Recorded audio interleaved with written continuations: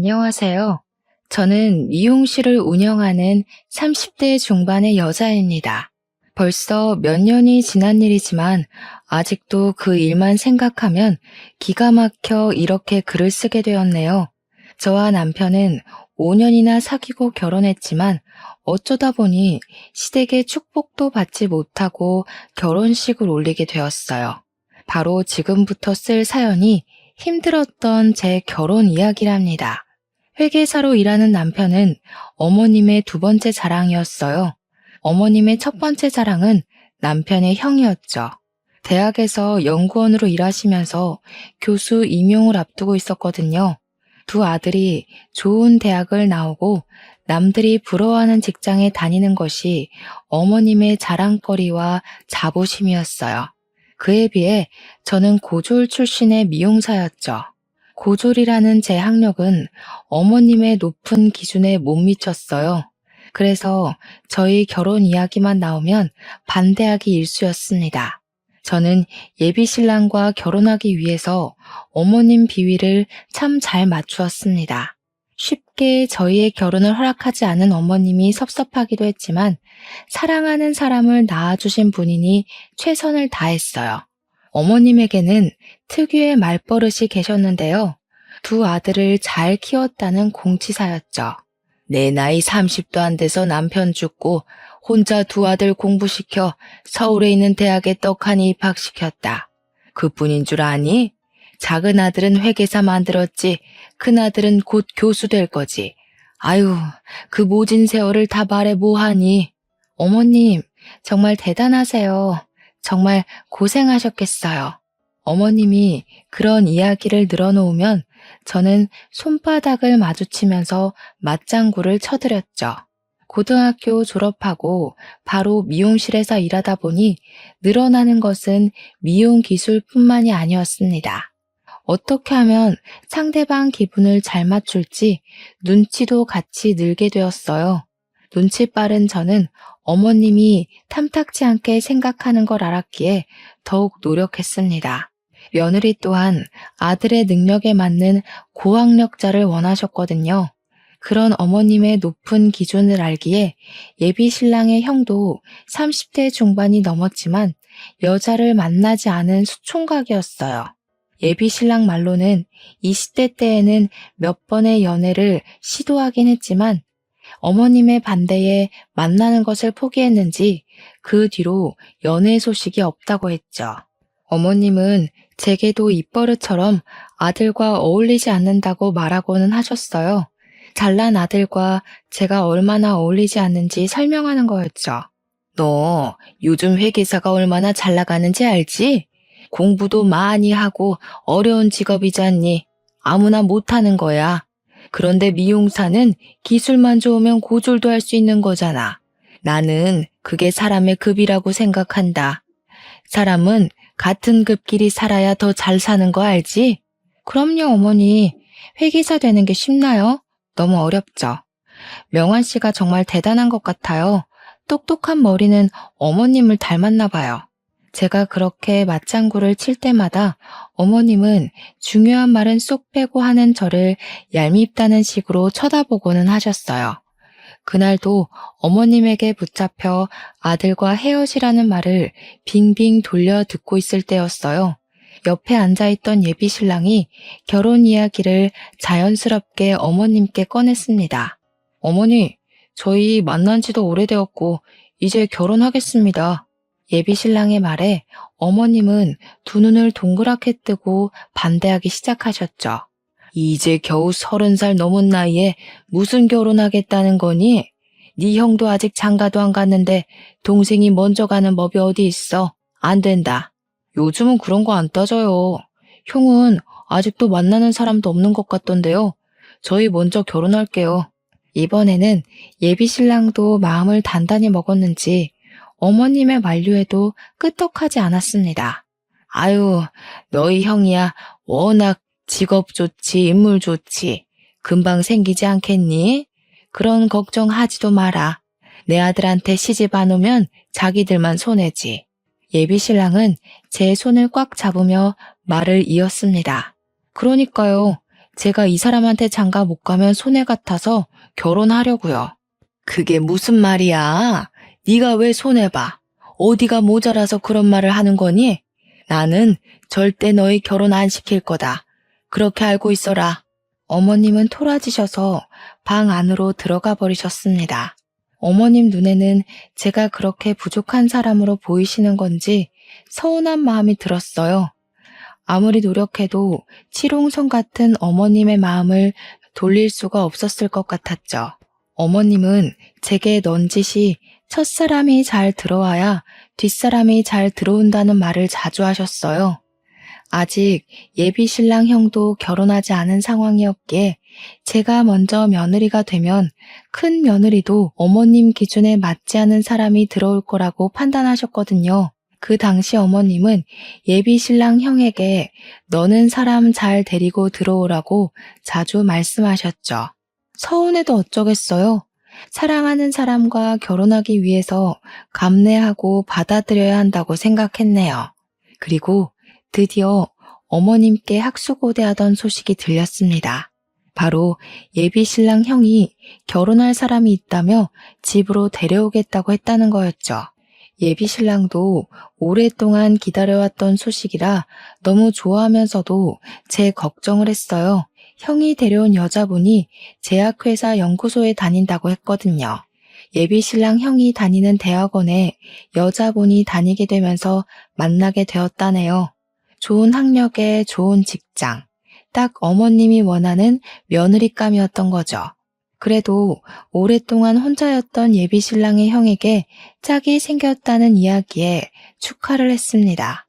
한 사람이라도 어머님 마음에 쏙 드는 며느리가 있으면 저희 결혼도 허락해 주실 거라고 생각했거든요. 두 분은 만난 지 얼마 되지 않아 결혼 약속을 하셨다네요. 예비 신랑과 저는 5년 동안 만났지만 결혼 허락도 받지 못했기에 두 분이 부러웠습니다.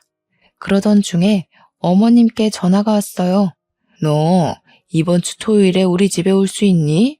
큰아들이랑 결혼할 사람이 이번 주 토요일에 생일이라는구나. 어머님이 먼저 집으로 초대해 주시다니 평소보다 더 들뜬 목소리로 대답했습니다. 그럼요, 당연히 가야죠. 몇 시에 오시기로 했어요? 저녁 6시쯤 온다고 했어. 아유, 그날은 할 게 많을 것 같네. 아침 일찍 서둘러야겠어. 그렇겠네요. 저도 6시쯤이면 괜찮을 것 같아요. 주말이긴 한데 평소보다 조금 일찍 문 닫고 찾아뵐게요. 제 말에 어머님이 깜짝 놀라시더라고요. 그게 무슨 말이니? 너는 아침 6시에 와야지. 할 일이 한두 개가 아닌데. 네가 내 며느리 되고 싶어 하니까 인심 써서 불러주는 거야. 아유, 제약회사 다니면서 공부하는 게 쉬운 일이 아니잖니? 그래서 생일상 차려주려는 거야. 그렇게 알고 너도 도와라. 어머님의 말에 당황스러웠어요. 아침 6시부터 오라는 말은 주말에 미용실 문을 닫으라는 말이잖아요. 주말 장사가 얼마나 큰지 어머님은 모르시는 것 같았죠. 한참을 고민하던 끝에 알겠다고 말했습니다. 일단 어머님이 먼저 전화도 주셨고 가족 행사에 참여하라는 말을 돌려서 하는 거라고 생각했거든요. 알겠어요, 어머니. 그날 아침에 찾아뵐게요. 최근에 허리도 삐끗하셨다면서요. 조심하셔야죠. 알겠다. 늦지 말고 꼭 아침 6시까지 와라. 이만 끊으마. 어쩔 수 없이 토요일 아침에 어머님 댁으로 향하게 되었습니다. 어머님을 차에 태워 20분 정도 떨어진 시장으로 향했습니다. 시장에는 이른 시간부터 사람들로 북적였어요. 미용실 특성상 예약하신 손님이 없으면 오전 10시쯤 문을 열었기에 이른 아침부터 활기찬 시장 모습에 놀랐어요. 대한민국 어머님들의 부지런함이란 정말 대단한 것 같았습니다. 어머님은 시장을 몇 바퀴나 돌면서 재료들을 꼼꼼히 살펴보며 구매하셨어요. 저는 짐을 들고 뒤따라 걸어가며 시장 안을 이리저리 둘러보았습니다. 정육점의 채소 가게를 돌아 조금 멀리 떨어진 수산시장까지 들려 장을 보셨거든요. 짐에 든 양손에는 이미 봉지들이 가득했기에 무슨 음식을 하실지 궁금해졌죠. 수산시장에서 꽃게를 살펴보고 계시는 어머님께 넌지시 질문을 던졌습니다. 어머님, 오늘 무슨 음식 하실 거예요? 이미 갈비랑 잡채 재료는 사신 것 같은데 장 볼 게 더 남았어요? 어머님은 저를 쳐다보며 입을 삐죽이셨죠. 그거 가지고 누구 입에 붙이니? 평소 먹던 거에 몇 가지 더 올려야 표가 나지. 왜? 벌써 힘드니? 저는 고개를 좌우로 저으면서 미소를 지었습니다. 아니요? 힘들다뇨. 괜찮아요. 아유, 형님 되실 분이 좋아하실 것 같아요. 어머님이 정성껏 준비해 주시잖아요. 그럼 좋지. 제약회사 연구소에 다닌다고 하더라. 이런 좋은 인연 만나려고 그동안 우리 큰애가 여자를 안 만난 거지. 이제야 내가 옆집 옆편 애들 볼 면목이 선다니까. 큰 며느리 될 사람이 제약회사에 다닌다니까 부러워서 미치려고 하더라. 말하는 내내 얼굴에 미소가 가시지 않았죠. 그동안 친구분들에게 면이 안 서셨다고 하셨어요. 친구분들 며느리는 다 대기업 출신이거나 사자가 붙은 사람들이라나요? 일단 제 직업도 사자가 붙어 있었지만 어머님 기준에는 학력 미달이었죠. 교양과 학식을 갖춘 분이라는 생각을 하니 오늘 처음 만나게 될 미래의 형님에 대한 기대감이 높아져 갔습니다. 어머님은 그 후로도 한참을 시장을 둘러보시다가 집으로 돌아가자고 하셨어요. 어머님 댁으로 돌아와 장바구니를 식탁에 올려놓고 시계를 보니 벌써 10시가 다 되어가고 있었죠. 6시에 출발해 10시에 돌아오다니 발도 아프고 팔도 빠질 것 같았습니다. 평소보다 일찍 일어났기에 평소에 꼬박꼬박 챙겨 먹던 아침도 거르고 와서 배가 고파왔습니다. 어머님, 밥 먹고 하면 안 될까요? 걸어 다녔더니 배가 고파서요. 그것 걸었다고 배가 고파? 너는 온종일 서서 일한다는 애가 체력이 그렇게 약해서 일이나 제대로 하겠니? 재료 손질하고 요리까지 하려면 시간 없다. 참아봐. 맛있게 요리해서 저녁에 같이 먹자. 저는 순간 두 입을 크게 벌리고 말았습니다. 어머님 말은 점심도 거르겠다는 말이었으니까요. 속상했지만 입가에 어색한 미소를 띠며 재료 손질을 시작했습니다. 전도 부치고 갈비도 재워놓고 잡채도 볶으며 틈틈이 간을 본다는 핑계로 음식을 주워 먹었어요. 줄인 배를 채워 넣으니 달라붙은 등가죽이 펴지는 느낌이 들었죠. 한참 요리하고 보니 시계는 벌써 4시가 넘어 있었죠. 체력은 이미 바닥났는지 두 다리가 후들거렸죠. 배는 고프고 피곤은 몰려오고 요리가 어느 정도 끝나자 그제야 식탁 의자에 엉덩이를 붙일 기회가 보였습니다. 제가 의자에 엉덩이를 붙이는 순간 제 뒤에서 어머님 소리가 들려왔어요. 넌 뭘 그렇게 앉아 있는 거니? 곧 있으면 손님들 올 텐데. 빨리 가서 거실 쓸고 바닥 닦고 상표해야지. 서둘러라. 이러다가 손님 오겠다. 어머님 말에 바로 식탁 의자에서 일어나 거실로 향했습니다. 식구도 많고 음식 가지수도 많으니 거실에서 먹자고 하셨거든요. 상을 놓기 위해 청소기를 돌리고 걸레로 방바닥을 닦았죠. 미용실에서 일할 때보다 체력 소모가 더 큰 것 같았어요. 내 체력이 이렇게 안 좋았나 하는 생각이 들더라고요. 온종일 서서 손님 커트 치고 파마했어도 오늘처럼 체력이 바닥까지 고갈되지 않았으니까요. 하지만 제 일은 거기서 끝나지 않았습니다. 상 위에 음식을 세팅하는 일도 남아 있었죠. 정말 기가 막히게 오전에 시작한 음식 준비와 상차림은 오후 6시가 거의 다 되어서 끝이 났습니다. 가장 먼저 도착한 사람은 예비 신랑이었죠. 그는 오자마자 제 어깨를 토닥이며 고생했다고 말해주었어요. 정말 고생했어. 오늘 회사에 중요한 미팅만 없었으면 빠졌을 텐데. 미안해서 어떡하지? 어머니께 나가서 먹자니까 한사코 집에서 생일상 차리겠다고 하셔서 자기한테 너무 미안해. 괜찮아. 어머님이 불러줘서 너무 좋았어. 그리고 도와드리길 너무 잘한 것 같아. 하루 동안 시장 보고 음식 재료 준비하고 요리했는데 너무 힘들었어. 어머님 혼자 있다면 힘드셨을 거야. 그렇게 생각해줘서 너무 고마워. 역시 자기밖에 없다. 이렇게 다정한 예비 신랑이 있으니 어머님 구박에도 헤어질 수가 없었죠. 너무 사랑스럽고 듬직하잖아요. 그를 얻을 수만 있다면 어머님의 더한 구박도 참아낼 수 있었어요. 그때 예비 신랑 형이 예비 형님을 데리고 들어오셨어요. 제약회사 연구소에서 일한다고 들었기에 저는 당연히 공부만 하고 꾸미지 않은 수수한 여자분일 거라고 생각했죠. 하지만 집으로 들어온 여자분은 머리끝에서 발끝까지 세련되게 꾸몄더라고요. 손에 들고 있는 가방도 한정판 명품이었죠. 예비 형님의 세련된 취향과 꾸미는 걸 좋아하시는 것 같아 저와 잘 맞겠다 싶었습니다. 패션이나 미용 이야기를 하면서 친해질 수 있겠다고 생각했거든요. 집 안으로 들어온 예비 형님은 어머님께 활짝 웃으며 인사했어요. 어머니, 잘 지내셨어요? 생일까지 챙겨주셔서 너무 감사해요. 어머님은 형님의 두 손을 잡으셨어요. 이제 우리 집 사람이 될 텐데 내가 챙겨야지. 배고프지? 어서 와서 밥부터 먹자. 정말 고생하셨겠어요. 너무 감사해서 어떡하죠? 회사 사람들도 시집 잘 간다고 부러워하는 거 있죠? 아이고, 말도 참 예쁘게 하네.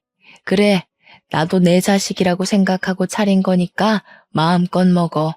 저는 어머님 옆에 서서 처음 보는 예비 형님께 인사를 드렸습니다.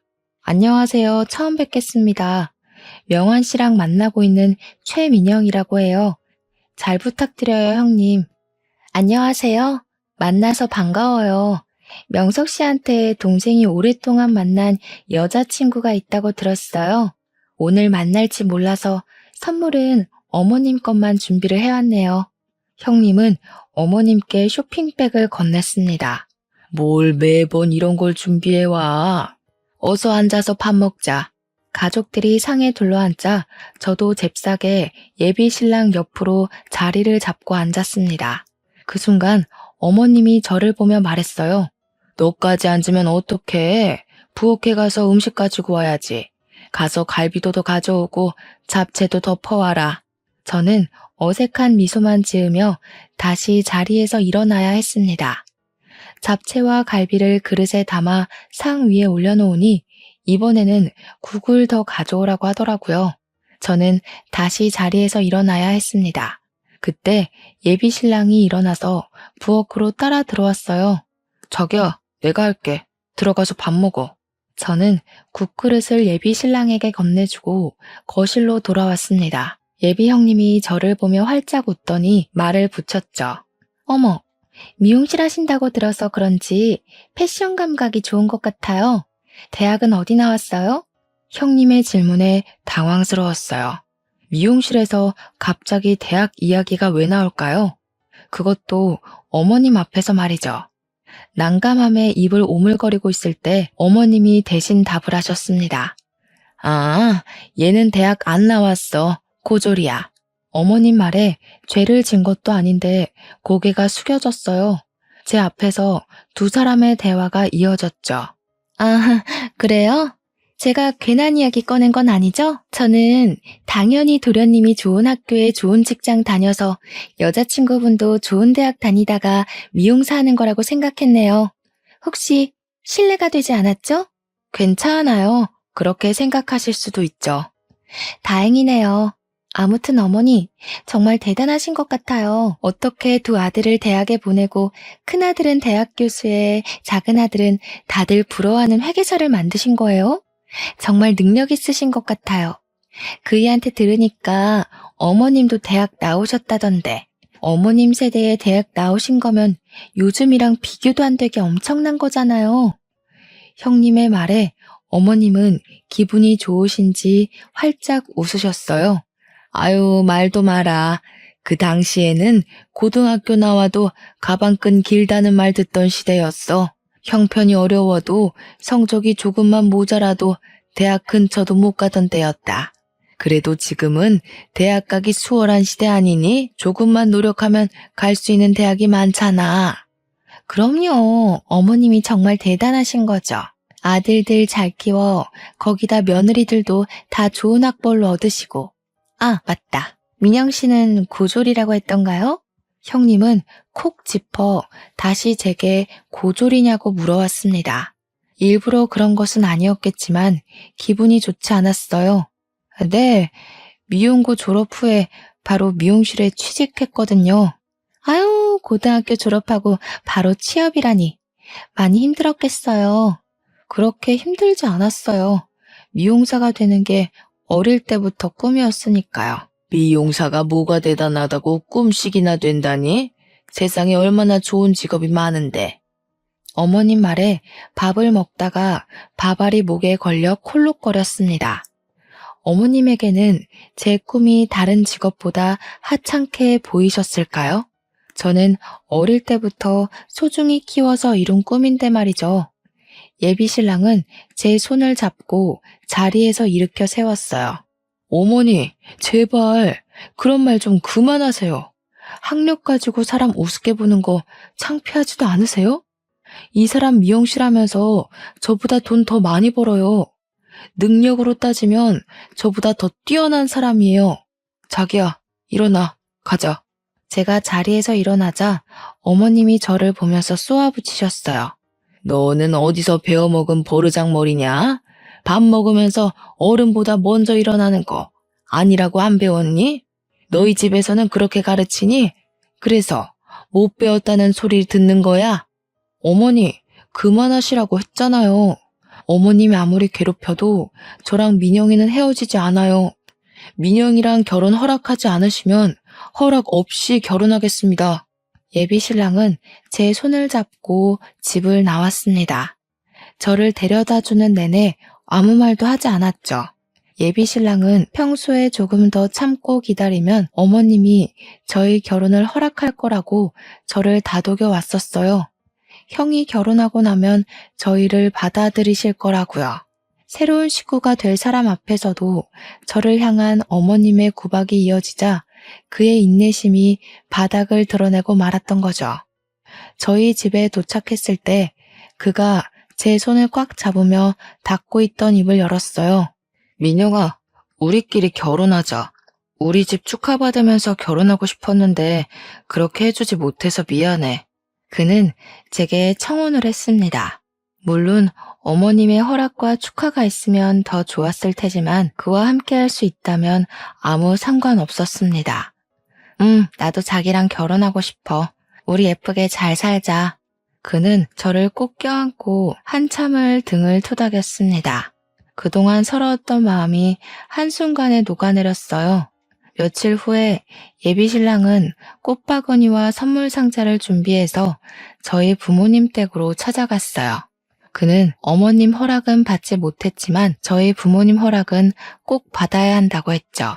저희 부모님도 오랫동안 예비신랑을 지켜보았고 저희가 함께하길 바랬기에 흔쾌히 결혼을 허락하셨어요. 결혼 허락해 주셔서 정말 감사합니다. 민영이를 행복하게 해주겠습니다. 자네 믿고 내 딸 맡기는 거니까 잘 부탁하네. 오래 기다린 만큼 행복하게 해줘. 예비신랑은 저희 부모님과 밤늦게까지 이야기를 하고 집을 나오며 제 손을 꽉 잡았어요. 자기 부모님까지 우리 결혼 반대하면 어쩌나 걱정했어. 그래도 한쪽 집이라도 축복해줘야 자기한테 내가 덜 미안하잖아. 나한테 미안할 게 뭐 있어. 우리 부모님은 자기가 나 빨리 안 데려가냐고 항상 물어보셨어. 자기를 얼마나 예뻐하는데. 부모님의 허락이 떨어지자 저희는 바로 결혼 준비를 하기 시작했죠. 친구들이 결혼 준비로 힘들다고 할 때 즐겁지 왜 힘드냐고 핀잔을 주었는데 막상 제가 하려니 정말 만만치 않은 일이었어요. 신혼집부터 예식장 혼수까지 할 것은 많지만 제 몸은 하나잖아요. 예식장도 여러 군데 다니면서 예식비를 비교하고 드레스 고르는 것도 다 품이 들어갔죠. 미용실이 한산할 때 잠깐 시간 내서 예약하고 준비를 하다 보니 더욱 쉽지 않았어요. 결혼 준비로 바쁜 시간을 보내고 있을 때 오랜만에 친구가 찾아오게 되었어요. 같은 중고등학교를 나온 친구였기에 서로 집 이야기도 속에 담아두었던 이야기도 편하게 하는 친구였죠. 친구는 결혼 축하한다고 선물을 들고 왔더라고요.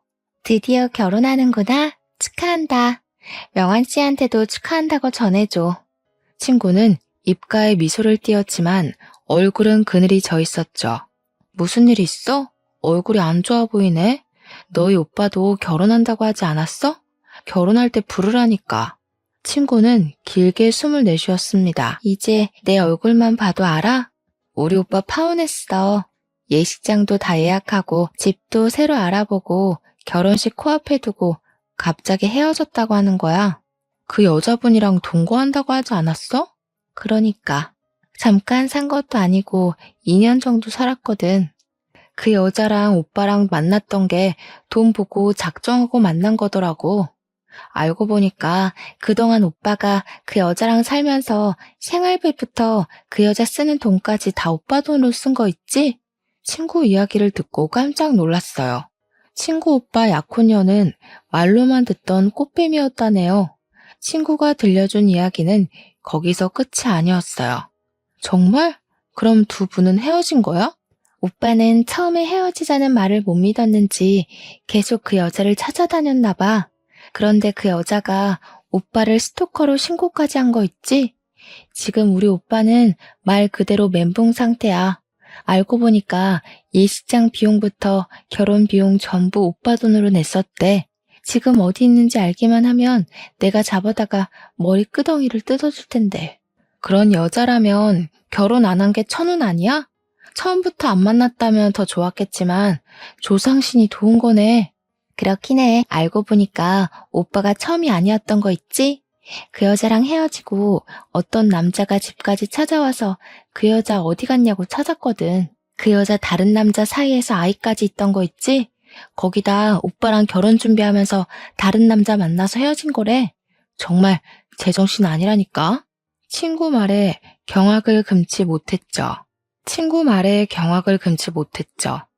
이미 다른 사람 사이에 아이까지 있으면서 친구 오빠한테 접근한 거였대요. 거기다 친구 오빠와 결혼 준비를 하면서 다른 남자가 생기자 바로 헤어져 버렸다는 거였죠.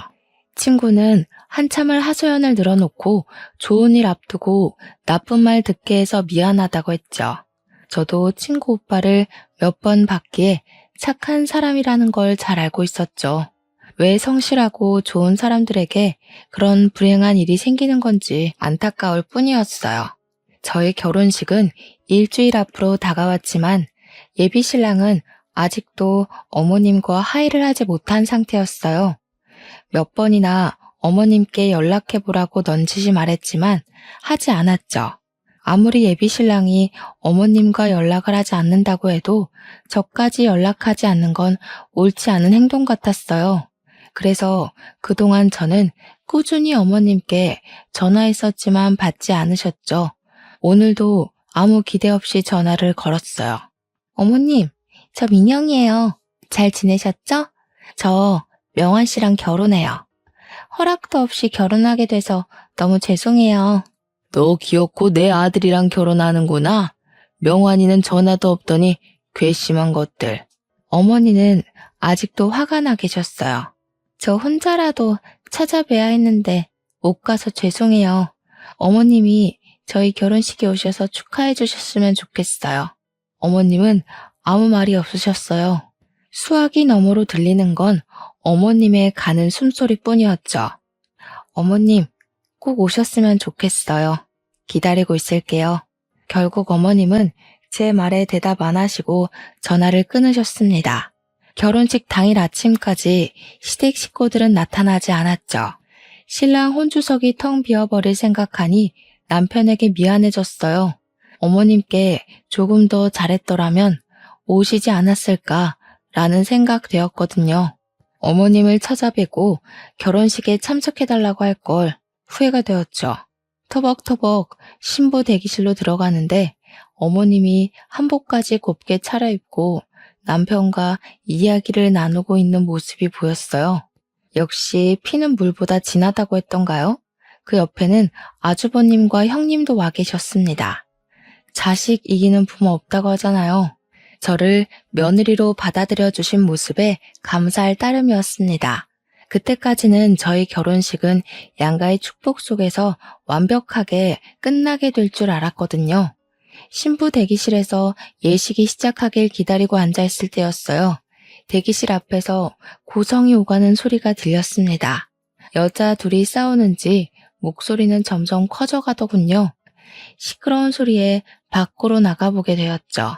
그런데 제 친구와 형님이 서로 삿대질하면서 싸우고 있었던 게 아니겠어요? 뭐야?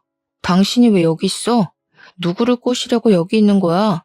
우리 오빠 돈 내놔. 우리 가족 다 바보 만들어 놓고 도망가? 우리 오빠가 당신 때문에 얼마나 힘들어했는지 알기나 해? 어머, 사람 잘못 보신 것 같아요. 저 아세요? 저는 당신 모르는데. 혹시 동서 친구인가? 수준이 딱 맞는 게 그런 것 같은데. 그 순간 친구는 형님의 머리를 쥐어잡고 흔들기 시작했습니다. 형님의 비명이 예식장 홀을 가득 채웠죠. 무슨 일이야? 일단 이러지 말고 말로 해. 형님의 머리를 흔들던 친구는 그제야 형님에게서 떨어졌습니다. 미안해. 나도 모르게. 이 여자를 보고 순간 화가 치밀어서 내가 말한 그 여자야. 우리 오빠를 씹던 껌처럼 단물 빠지니까 버리고 도망간 그 여자, 이 여자라고. 친구 말에 놀라 형님을 쳐다보았죠. 그때 어머님이 오셔서 머리가 엉망이 된 형님을 바라보셨습니다. 무슨 일이야? 왜 싸운 거야? 너 머리가 왜 흥크러진 거야? 그 순간 형님이 눈에서 닭똥 같은 눈물을 흘리면서 바닥에 주저앉았어요. 어머님은 형님을 토닥이며 달래기 시작하였죠. 저는 친구를 데리고 신부 대기실로 들어갔습니다. 지금 상황에 대해 이야기를 듣고 싶었거든요. 친구 말만 들으면 형님은 친구 오빠를 버리고 간 꽃뱀이었으니까요. 정말? 확실한 거야? 우리 형님이 너희 오빠 버린 거 맞아? 우리 형님이 확실해? 정말이라니까. 저 여자가 틀림없어. 내가 2년이나 봤는데 몰라보겠어? 그런데 형님이라니 무슨 말이야? 그때 어머님이 신부 대기실로 들어오면서 제게 삿대질을 하셨습니다. 너는 어떻게 돼 내가 친구까지 그 모양이냐? 정말 좋게 보려고 해도 좋은 구석이 있어야 좋게 보지. 교양 없이 이게 무슨 짓이야? 사람을 잘못 봤으면 죄송하다고 사과를 해야지. 내 며느리를 그런 여자하고 같은 취급을 해? 이래서 사람 가려받으려고 했던 거야. 알겠니? 어머니, 그게 아니라요. 친구 오빠랑 결혼 약속까지 하고 버린 여자가 형님이래요. 뭐야? 어디서 그런 여자를 네 형님이라고 들먹여? 아무리 못 배웠어도 그런 말하는 건 아니지. 그때 남편이 신부 대기실로 뛰어들어오면서 제 손을 잡았습니다. 어머니가 그렇게 형수에 대해서 잘 알아요? 오늘이 무슨 날인지는 알고 그런 말씀 하시는 거예요? 오늘 저희 결혼식이에요. 그럼 축하는 못할 망정 면박을 주는 건 아니죠. 여기 제 처가 식구들까지 계세요. 제 아내에게 이런 식으로 말씀하시는 거 제 얼굴에 침 뱉으시는 거예요. 남편은 제 손을 잡고 신부 대기실을 빠져나갔습니다. 잠시 화장을 고치고 온 사이에 어머님과 형님은 집으로 돌아가셨어요. 결국 시댁 식구들이 없는 결혼식을 치르게 되었죠.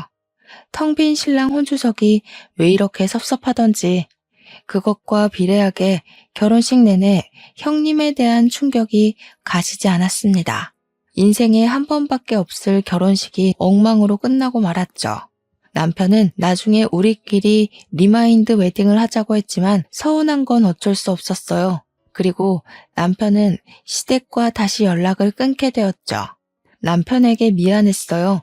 남편이 시댁과 연락 끊게 된 원인은 결국 저였으니까요. 저는 다시 어떻게든 남편을 시댁과 연결을 시켜주고 싶었는데요. 남편에게 말하지 않고 시댁을 찾아가게 되었죠. 어머님은 제가 찾아갈 때마다 저를 향해 비난을 퍼부으셨습니다. 저 때문에 아들 하나를 잃게 되었다고 하면서요. 너는 왜 자꾸 내 집에 들락거리는 거니? 보기 좋은 얼굴도 아닌데 명한이를 꼬드겨서 빼돌린 적도 있다니 당장 안 나가? 어머님은 저를 보며 눈을 흘기셨죠. 저를 곱게 보지 않은 눈초매도 부지런히 밥을 하고 화가 풀리기를 기다렸어요. 밥상을 차려 어머님 앞으로 가지고 갔습니다. 저는 조심히 형님에 대해 이야기를 꺼냈어요. 친구 말로는 형님은 아이까지 있는 유부녀였으니까요.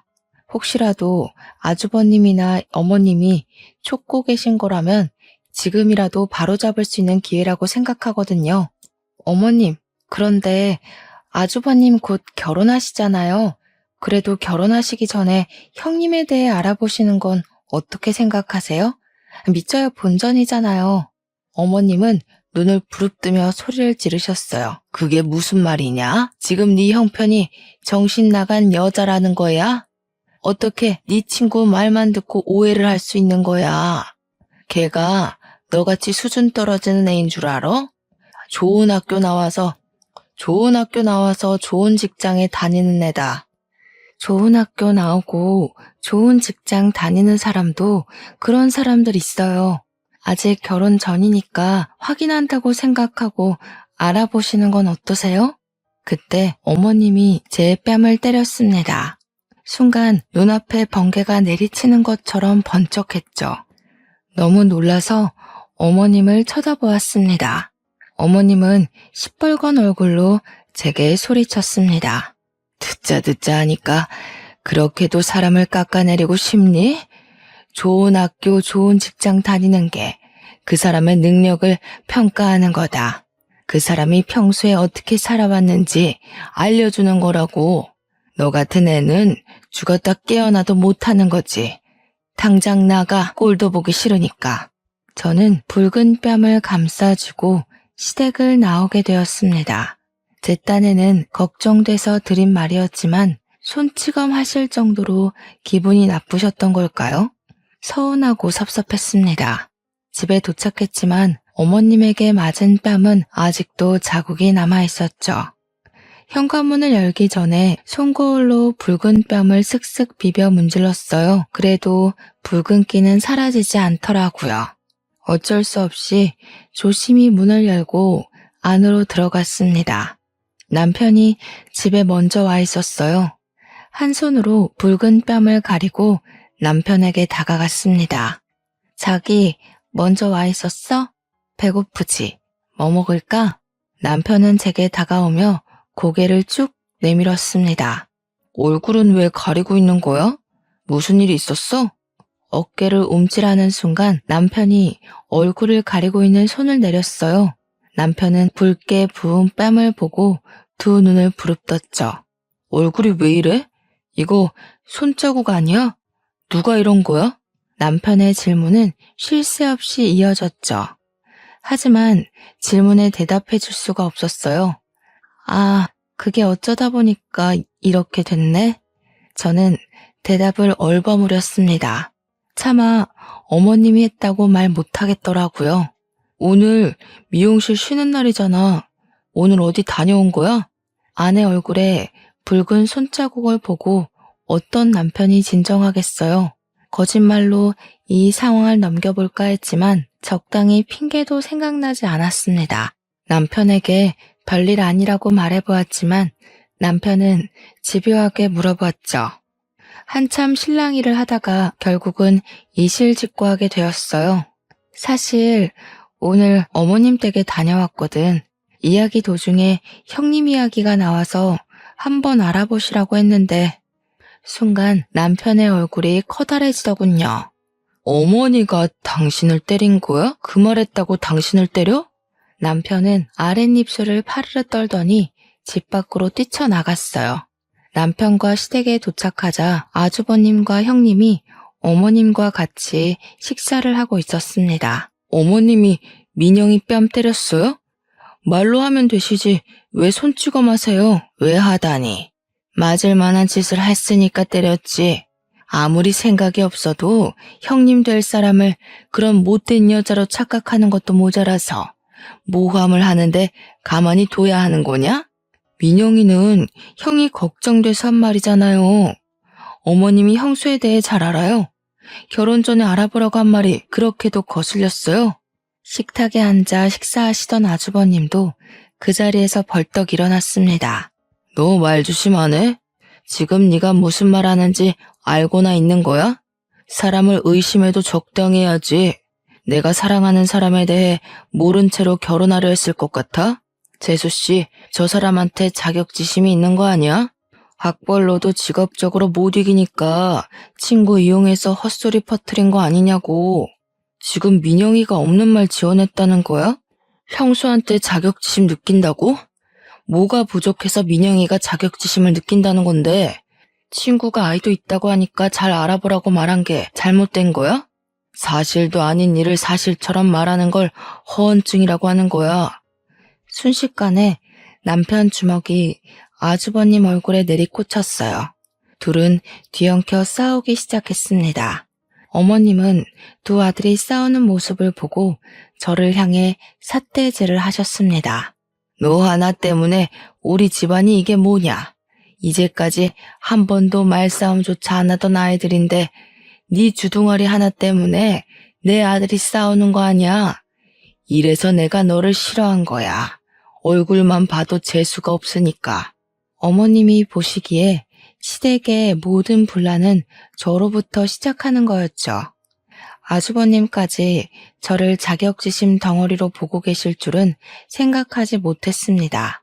제 딴에는 시댁 식구들이 불행을 겪기 전에 막아보자고 꺼낸 이야기였지만 더 큰 불행만 가져온 꼴이었죠. 저와 형님이 각자 남편들을 붙잡고 나서야 두 사람은 마주 잡은 멱살을 놓았습니다. 남편은 아직도 잔뜩 상기된 얼굴로 아주버님을 쏘아보았어요. 나 진짜 형한테 경고했어. 잘 알아보라고.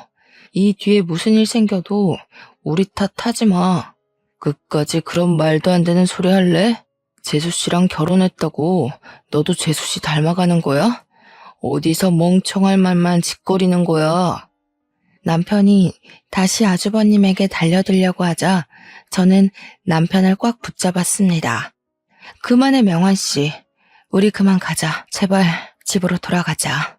남편은 아주버님을 보며 한참을 씩씩거리다가 제 손을 붙잡고 시댁을 빠져나왔어요.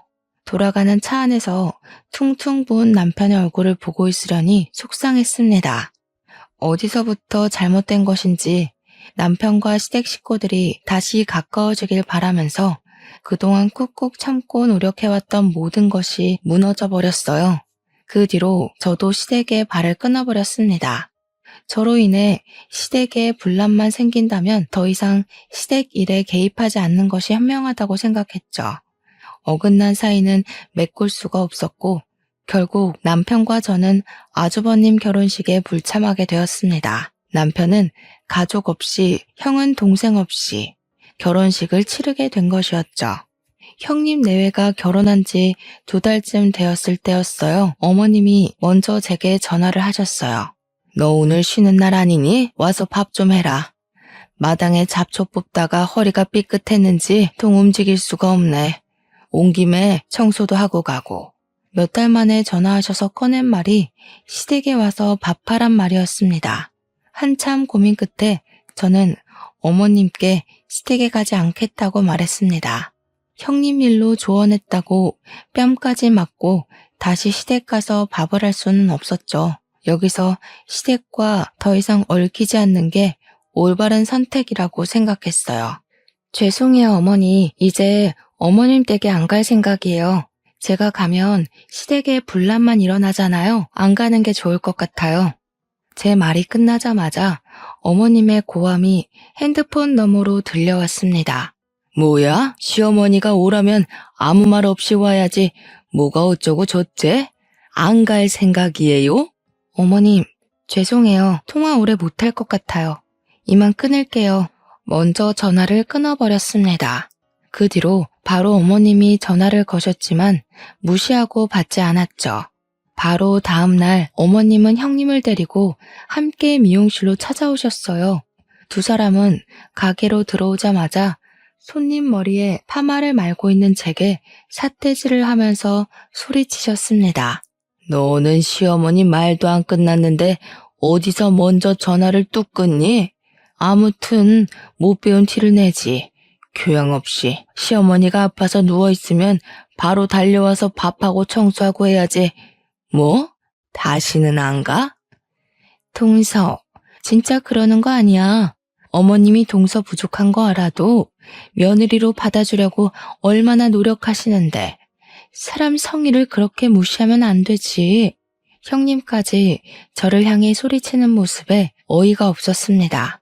교양은 누가 없는 것인지 남의 영업장에 와서 고성방가라뇨. 교양은 두 분이 더 없어 보이시네요. 지금 일하는 거 안 보이세요? 여기 제가 일하는 직장이에요. 그렇게 큰 소리로 영업 방해하시면 아무리 가족이라도 신고할 거예요. 어머님 얼굴이 시뻘개지기 시작하면서 언성이 높아지기 시작했습니다. 뭐? 영업 방해? 신고? 이게 이제 내 아들이랑 결혼했다고 배째라는 거냐? 싹수가 노래가지고. 그때 미용실 안으로 남자 손님 한 분이 걸어 들어왔습니다. 남자와 눈이 마주친 형님은 소스라치게 놀라며 소리를 꽥 지르면서 바닥에 주저앉았습니다. 남자는 형님을 보며 화를 내기 시작했어요. 내가 얼마나 찾았는지 알아? 애를 낳았으면 책임을 져야지. 버리고 달아나면 내가 못 찾을 줄 알았어? 학교는 보내야 할 거 아니야. 내년에 학교 가야 할 나이인데 출생신고도 아직 못했잖아. 형님은 얼굴이 새파랗게 질려 남자를 향해 손을 내저었습니다. 지금 무슨 말 하는 거예요? 저는 당신 몰라요. 뭐야? 인간 쓰레기라는 건 알고는 있었지만 끝까지 이럴 거야? 애 키우라는 말하지 않을 테니까 제발 출생신고 좀 해주라고. 두 눈을 동그랗게 뜬 어머님은 남자를 향해 소리쳤습니다. 지금 누구더러 그런 말을 하는 겁니까? 출생신고요? 제가 누군지 알고 그런 막말을 하는 거야. 저 여자가 제 딸아이 엄마입니다. 결혼한 상태로 처녀 행세하며 아이만 낳아놓고 도망가 버렸어요. 저 여자를 찾아 여기저기 돌아다녔어요. 그런 미친 여자가 내 며느리라는 말이에요? 사람 잘못 봤어요. 제가 어느 학교 나온 애인 줄 알기나 해요? 제약회사 연구소에 다니는 애란 말이에요. 네, 저도 알고 있습니다. 저도 같은 학교 나왔거든요. 걱정하지 마세요. 저도 다시 저 여자 데리고 갈 생각 없습니다. 제 딸 출생신고만 해주면 되니까요. 어머님은 목덜미를 잡고 바닥으로 주저앉으셨습니다. 형님은 그 순간에도 남자를 향해 자기는 아이 엄마가 아니라고 소리를 질러댔죠. 사람 잘못 봤다고 했잖아요. 난 애를 낳은 적도 없단 말이에요. 왜 생사람 잡고 그래요? 계속 이런 식으로 나오면 혼인빙자로 경찰서에 신고할 수밖에 없어. 나 말고 다른 남자한테도 결혼하자고 꼬드겼던데 아직도 그 버릇 못 고쳤나 봐. 저 혼자 이 혼란스러운 상황을 정리할 수가 없었습니다. 두 사람은 소리를 지르며 싸우고 어머님은 바닥에 주저앉아 통곡하셨죠. 미용실 문을 닫고 남편에게 전화를 걸었습니다. 자기야, 미용실로 와줄 수 있어? 지금 어머님이랑 형님이랑 미용실에 오셨는데 난리가 나서 긴 말은 나중에 할게. 빨리 와. 남편은 알겠다고 말하며 전화를 끊었습니다. 그리고 30분 뒤에 남편과 아주버님이 미용실에 도착했습니다. 형님은 아주버님이 등장하자 이제 얼굴이 새파랗게 질리다 못해 보라색이 되어가고 있었죠. 미용실에 도착한 남편은 눈치로 지금 상황을 이해했는지 그 남자에게 말을 걸었습니다. 무슨 일인지 다시 설명 좀 해주시겠습니까? 저희가 이제 와서 상황이 파악이 안 되네요. 남자는 남편과 아주버님에게 다시 이야기를 시작했습니다. 저와 저 여자는 대학 선후배 사이였습니다. 제가 졸업하고 친한 후배를 만나러 학교에 갔다가 후배 소개로 알게 된 사이였죠. 연인이 되고 동거를 하던 와중에 아이가 생겼어요. 아이를 낳고 출생신고를 하러 갔는데 아이 엄마가 혼인신고가 되어 있다고 출생신고를 못한다고 하는 거예요. 결혼한 유부녀였던 거죠. 이 문제로 따지자 아이만 남겨놓고 집을 나가버렸어요. 결국 아직도 제 딸은 출생신고를 못한 상황이고요. 순간 아주버님의 얼굴이 샛노래졌습니다. 그럴 리가요. 저 사람이 그렇게까지 인정머리 없는 사람일 리가 없어요. 말 못할 사정이 있었겠죠. 제가 여기까지 오면서 몇 명의 남자를 거쳐왔는지 아십니까? 모두 하나같이 비슷한 방법이었습니다. 결혼 전제로 만나면서 비싼 선물 받아놓고 남자 돈 떨어지면 사랑하지 않는다. 다른 사람 있다고 하면서 헤어지고 한둘이 아니었습니다. 남자 말에 형님은 아주버님을 붙잡고 애원하기 시작했죠. 여보, 저 남자 말 믿지 마. 다 거짓말이야. 그 남자들이 먼저 나 좋다고 선물 주고 쫓아다닌 거야. 난 정말 그런 적 없어. 나 당신 사랑하는 거 알지? 너는 정말 하나도 안 변했구나. 그 말 나한테도 했던 말 아니야? 전 남편이 스토커처럼 따라다녀서 무서워서 결혼해 준 거라고. 시끄러워. 알지도 못하면 입 닥치고 있어. 당신이나 조용히 하지 그래? 더는 당신 말장난 듣고 있기 싫으니까. 아주버님은 붙잡는 형님을 밀어내고 미용실을 빠져나가 버렸습니다. 옆에 계신 어머님이 형님의 머리채를 잡아당겼습니다. 이 망할년이 내 아들을 뭐로 보고 접근한 거야? 이런 짐승만도 못하냐? 자기가 낳은 자식을 버려? 어머님, 왜 이러세요? 이러지 마세요. 저 남자 말 정말 사실이 아니에요. 그 입 다물지 못해? 어디서 못된 것만 배워서 내 아들을 홀려? 이런 못된 것은 버릇을 고쳐놓아야 해. 어머님은 형님의 머리채를 잡아 끌고 미용실 밖으로 나갔습니다. 저와 남편은 어머님을 말렸지만 어디서 그런 힘이 생기셨는지 떼어놓을 수가 없었습니다. 형님 머리채를 잡은 어머님은 욕짓거리를 퍼부으며 머리를 흔드셨죠. 못된 것, 그동안 얼마나 우리 집안을 우습게 봤으면 그런 짓을 해. 내가 가만두나 봐라. 그때 사이렌 소리와 함께 경찰차가 멈췄습니다. 싸운다는 주민신고로 출동했습니다. 어머니, 이러시면 안 됩니다. 경찰 양반, 아주 잘 왔어요. 이 못된 년 잡아가세요. 남자 등 후려 처먹는 아주 못된 년이에요. 경찰관의 만류에도 어머님은 한참을 형님 머리채를 잡고 흔드셨죠. 형님은 비명을 꽥 질렀습니다. 어머니, 제발 그만하세요. 이러다가 머리가 다 뽑히겠어요. 어머님, 일단 진정하시고요. 같이 경찰서로 가셔야 해요.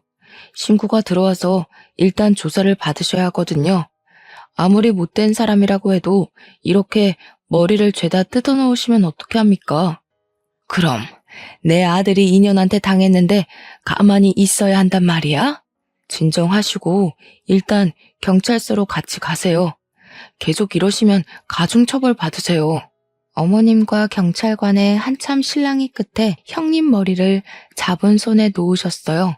어머님의 손에는 시커먼 머리카락이 한가득 뽑혀 있었죠. 가중처벌? 왜 내가 받아? 가중처벌은 저 못된 년이 받아야지. CCBB는 일단 경찰서로 가셔서 따지세요. 보호자님도 같이 가주셔야겠습니다. 어머님은 아직도 흥분이 가시지 않으셨는지 경찰차에 올라타는 순간에도 숨을 몰아내셨습니다. 옆에 서 있던 남편이 보호자로 경찰서에 가게 되었죠. 남편이 집으로 돌아와서야 경찰서 상황을 들을 수가 있었습니다. 그 남자의 말이 다 사실이라고 하더라고요. 남자와 형님 사이에는 올해 7살 딸이 있었고 아직도 출생신고를 하지 못했다고 해요. 현행범으로 혼외자는 친모가 등록해야 한다고 하네요. 그래서 딸은 그동안 국적이 없는 무국적자로 살아야 했던 거죠. 딸을 학교에 보내기 위해 그동안 형님을 계속 찾아 헤맸다고 하네요.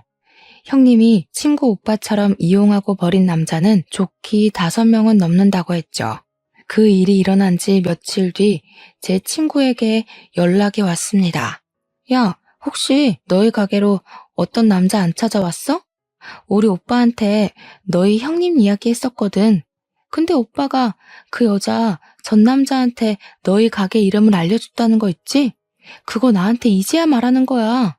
한 발 늦은 친구의 소식에 저는 친절하게 그간 이야기를 해주었습니다. 친구가 자지러지게 웃는 소리가 핸드폰 너머로 들려왔죠. 아무튼 잘 됐지. 너한테 형님 이야기 들었을 때도 찝찝했는데 그 남자 이야기 들으니까 정말 이건 아니다 싶었어. 아주버님하고 형님은 결국 이혼하게 될 것 같아. 아무튼 그 못된 년 콩밥을 먹여놔야 하는데 이혼으로 안 되지. 친구는 아직도 형님에 대한 악감정이 남아있는 상태였죠. 한참 형님 욕을 하고서 저와 전화를 끊었습니다.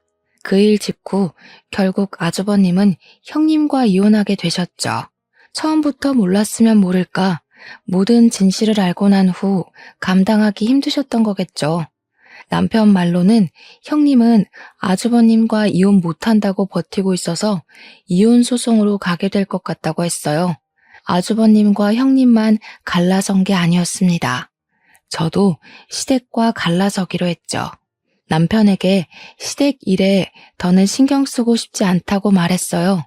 한번 시댁 일에 신경 끊고 살아보니 스트레스도 안 받고 마음이 편안해졌거든요.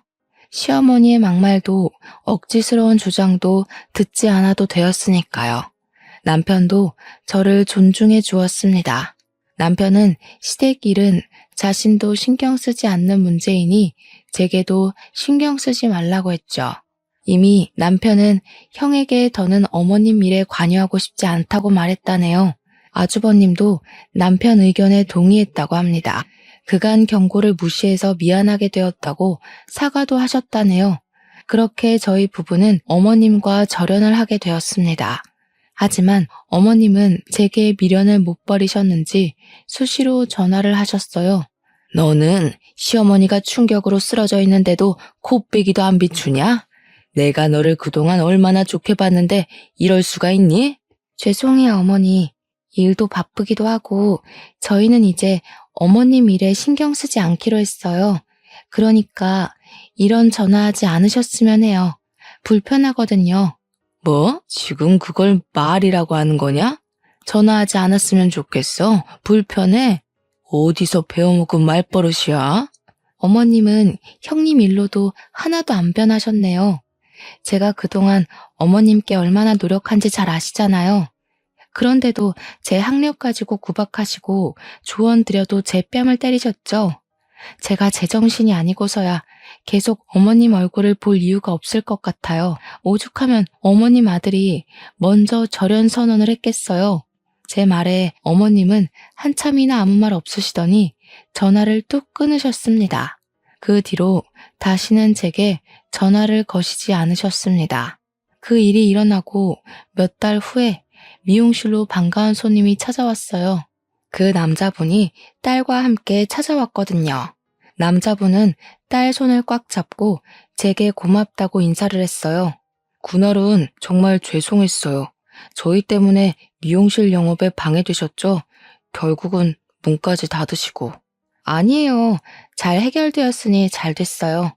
덕분에 딸이 드디어 주민등록번호를 가지게 되었어요. 내년에 학교도 갈 수 있게 되었고요. 딸아이는 저를 향해 꾸벅 인사했어요. 뭘 알긴 하는 건지 제게 감사하다고 말하는데 너무 귀여웠습니다. 저는 아무것도 한 일이 없었지만 아이의 웃는 얼굴을 보니 뿌듯하고 기분이 좋아졌죠. 사람은 태어날 때부터 귀천이 없다고 하잖아요. 없이 산다고 또 배우지 못했다고 천하지 않다는 걸 다시 깨닫게 되었죠. 언제든 딸 데리고 오세요.